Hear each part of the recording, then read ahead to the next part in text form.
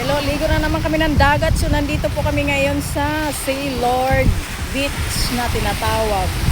Dito naman kami kasi nagsasawa na doon sa La Playa. Puro na lang La Playa. So pakita ko sa inyo yung mga cottage. Ayan. Cottage. Ayan. Meron siyang, ayan sa likod ko. Meron siyang mga 10 cottage. Ayan. Kakaiba din.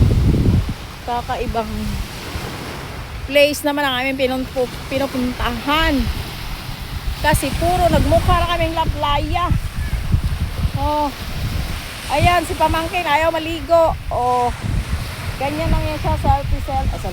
Cellphone. Hindi po. So, ayan po, alas 5, ay alas 4 na ng hapon.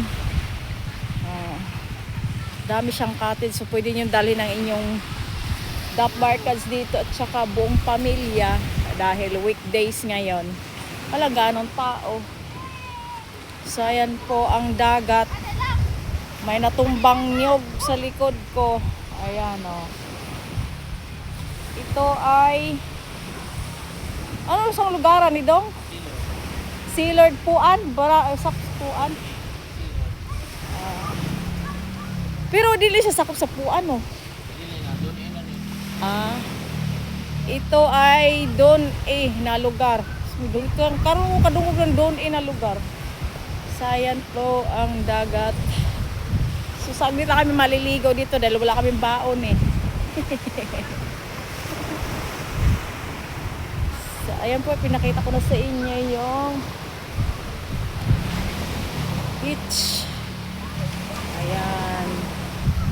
So, sa kabila, meron din. Di lang makita dahil may nyug. So, hanggang dito na lang. Nagtatapos ang ating video. Thank you so much. Bye.